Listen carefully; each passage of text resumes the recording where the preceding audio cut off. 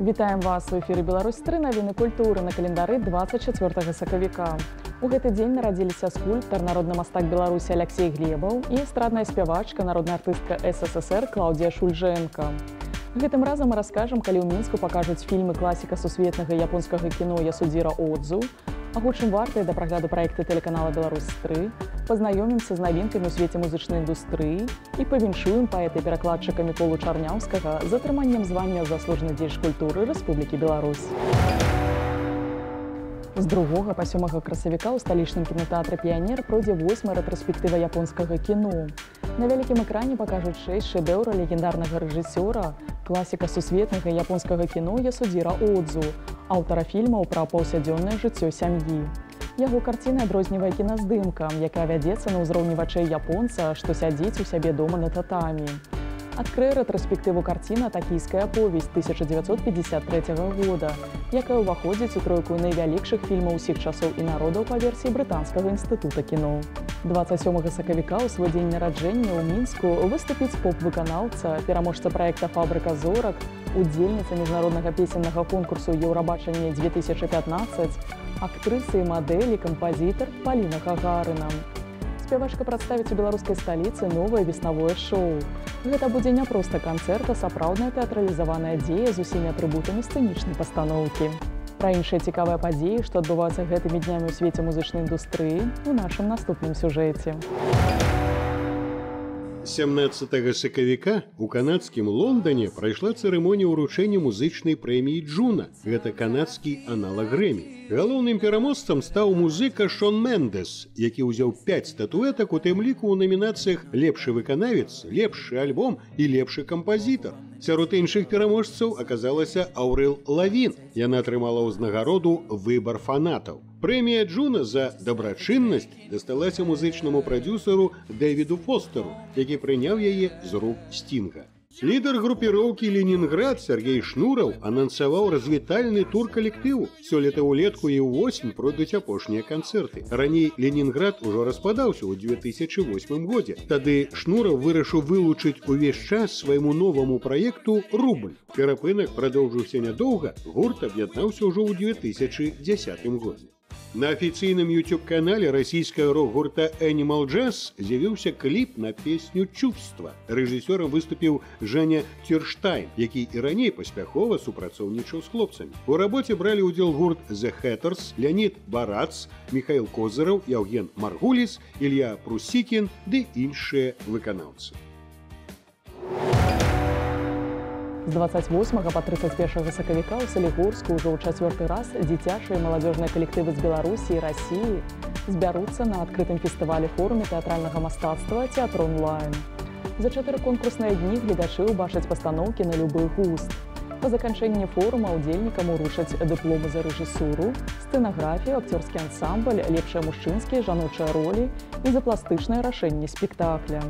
Таксама журналісты за круглым сталом вызначаць тых, хто атрымае спецыяльны прыз маладых тэатральных крытыкаў, а прыз глядацкіх сімпатый вырашыць інтэрнэт-галасаванне гледачоў.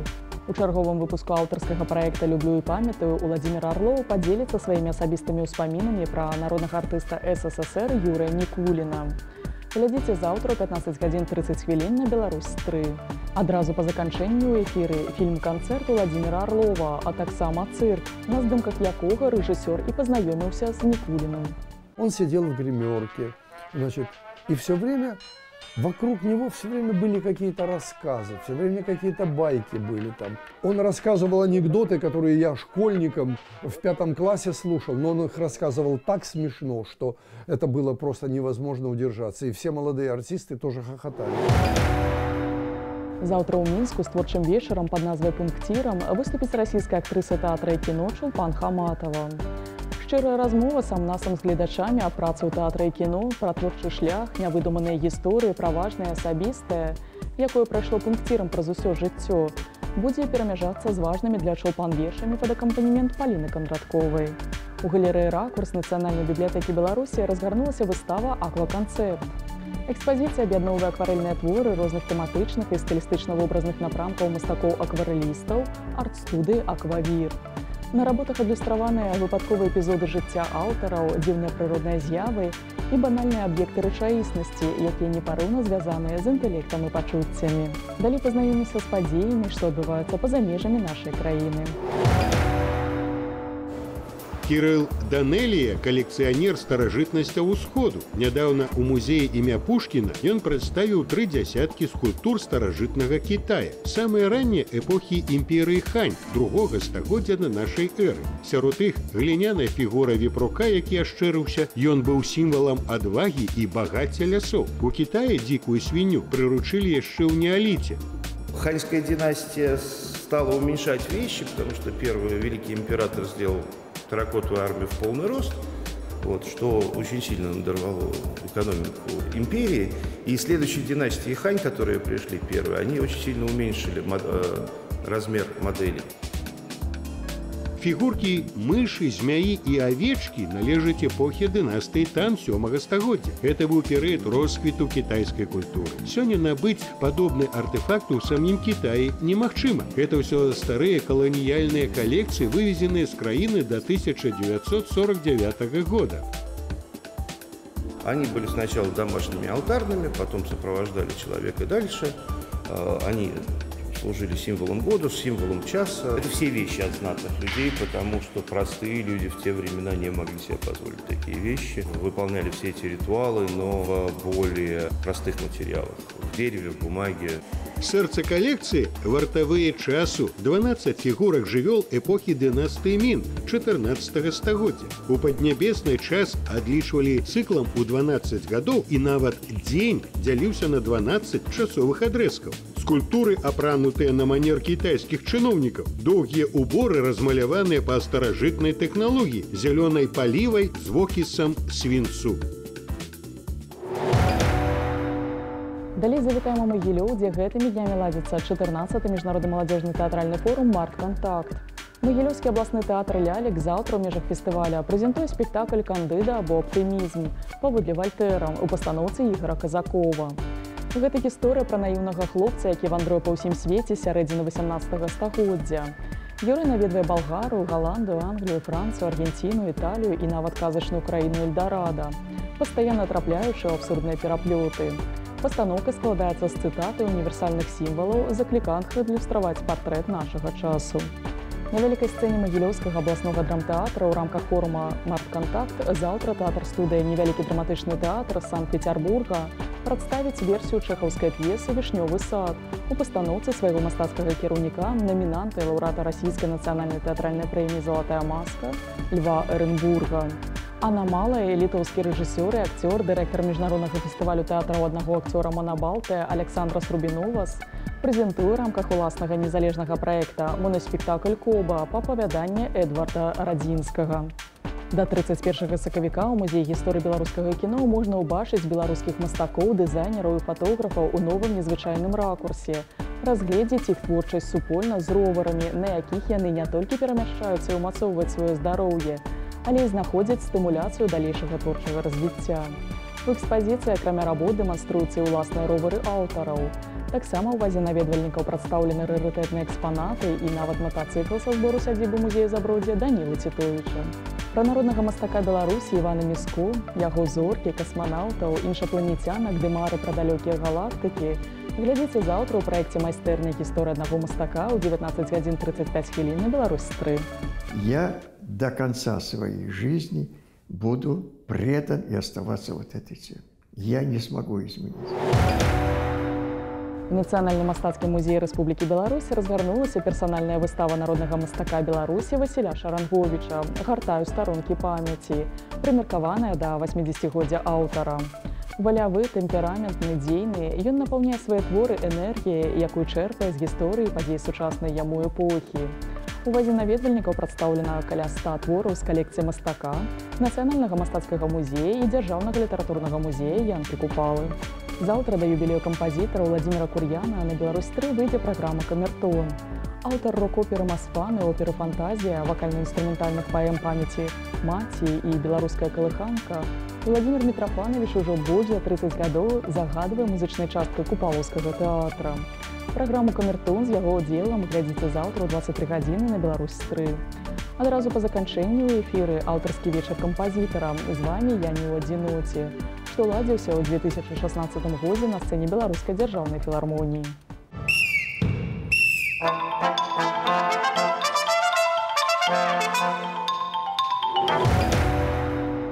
До 1 мая адкрыты прыём заявак на 7-ю лабараторыю рэжысёрскіх праектаў, якая праводзіцца сумесна цэнтрам эксперыментальнай рэжысуры пры Беларускай дзяржаўнай акадэміі мастацтваў і Нацыянальным цэнтрам сучасных мастацтваў Рэспублікі Беларусь. Да ўдзелу запрашаюцца прафесійныя тэатральныя рэжысёры, студэнты устаноў вышэйшай адукацыі ў сферы культуры, іншыя творчыя работнікі ва ўзросце да 45 гадоў уключна, якія маюць пастановачны вопыт. Паказ рэжысёрскіх эскізаў пройдзе ў сярэдзіне верасня на пляцоўцы Нацыянальнага цэнтра сучасных мастацтваў. І яшчэ у лютым паэту і перакладчыку, сябру Саюза пісьменнікаў Беларусі Міколі Чарняўскаму было прысвоена званне «Заслужаны дзеяч культуры Рэспублікі Беларусь». Мы сустрэліся з ім, каб павіншаваць і даведацца, якія тэмы сёння цікавыя дзецям і дзе мяжа паміж мастацкім перакладам і жаданнем перасэнсаваць чужы твор. Мікалай Мікалаевіч, вітаем вас і віншуем з атрыманнем ганаровага звання. Дарэчы, а з чаго пачалося ваше захапленне літаратурай? Як я памятаю, усе мае дзіцячыя гады былі неразлучныя з кнігай. І мара была спачатку журналістам стаць, настаўнікам не стаць. Але, як кажуць, журналістам я стаў, таму што з самых, кажуць, маладых гадоў, ужо з 18 гадоў я працаваў у рэдакцыі, спачатку «Піянеры Беларусі» мяне ўзялі, потым на радыё запрасілі, і там 5 гадоў адпрацаваў. І вучыўся на вячэрнім, на філалагічным факультэце, на беларускім аддзяленні. І тут, само сабой, так сказать, неяк так атрымалася, што паэзія, літаратура. Вы дэбютавалі зборнікам дзіцячых твораў. А вось чаму менавіта дзіцячай літаратурай захапіліся? Ну вот я вам покажу. Вот моя книжечка, самая первая. Вот она называлася такая «Дзе лето кончается». Вот ее уже 56 годов будет. Она вышла в 1963 году. Мне тогда уже было 20 годов. Ну і зноў вот мяне пытаюць, мне цяжка адказаць, чаму так атрымалася. І школьнікам я яшчэ надрукаваўся ўпершыню, я ўжо вучыўся ў 10 класе, надрукаваўся ўпершыню ў Вясёлцы. Вось я спачатку у «Піянеры Беларусі», потым прыехаў сюды ў Мінск і зноў жа знаёмства у Вясёлцы з нашымі паэтамі, казачнікамі і Васіль Вітка, і Артур Вольскі, і Сергей Грахоўскі, і празаік такі быў вельмі таксама. Ён да мяне прыхільна ставіўся, да ўсіх, да маладых. Алесь Пальчэўскі. І іхны нейкі ўплыў быў, таму што, чытаючы іх, напрыклад, таго ж Васіля Вітку, я спрабаваў нейкія казкі, нават сюжэтамі пісаць такія. А ці трэба рыхтаваць сябе спецыяльна для таго, каб пісаць дзіцячую літаратуру? Калі для дзяцей пішаш, павінна быць і педагогіка, таму што калі пішаш, ты ўжо бачыш таго, хто будзе чытаць, і што ён можа ўзяць у цябе, чаму павучыцца з гэтай верша. Ну, мне в асноўным многа вершаў такіх трошкі гумарыстычных. Канешне, я там знекад смяюся, там такі гумар. Я думаю, што пачытаўшы там дзяўчынка ці хлопчык, ён, можа, задумаецца і падумаў, што, можа, гэта нават і пра мяне. А ці шмат твораў вам падказвалі самі дзеці? Я 22 гады ў рэдакцыі часопіса «Бярозка». Я заўсёды, калі прыязджаў у школу там, ці запрашалі на выступленнях, я хадзіў і глядзеў па калідоры. Тады такая была, выпускалі насценныя газеты. І ў гэтых газетах там усё было, і карыкатуры, ўсё. І я часам глядзеў, нават для сябе запісваў. Для дзяцей пісаў, што, па сутнасці, сам вчарашні школьнік, дык оно неяк мне лягчэй было. Ну, а потым пашлі дзеці, унукі, і многа чаго ўжо, так сказаць, напісана пра іх. Вы таксама вядомы як перакладчык, а вось як знайсці тую мяжу паміж мастацкім перакладам і жаданнем перасэнсаваць чужы твор? Мабыць, пераклад зрабіць цяжэй, чым напісаць свой. Таму што, калі робіш пераклад, ты ўсё-такі прытрымліваешся таго, той задумы, што твой аўтар, нават форму, нават памеры трэба прытрымлівацца, старацца прытрымлівацца, якія ёсць у таго аўтара. Дзе-нідзе нават я лічыў, што вот, можа быць, канцоўку трэба па-другому рабіць таксама, таму што я ўжо таксама гляджу, каб гэты верш чытаўся. А ці падрыхтавалі нейкі падарунак для гэтай значнай падзеі ў сваім жыцці? Я напісаў такую кніжку, можа быць, у жніўні выйдзе, «На парозе дабрыні і болю», як бы трошки мемуарная, дзе расказаў вот пра тых людзей, з якімі мяне лёс зводзіў. Эта кніжка пра іх і пра сябе ў тым часе. Миколай Миколаевич, дзякую вам і, канешне, жадаем вам натхнення і дзякую за вашу творчасць. І на гэтым пакуль усё. Пазнавайце больш разам з намі, падтрымлівайце культуру і заставайцеся на Беларусь 3.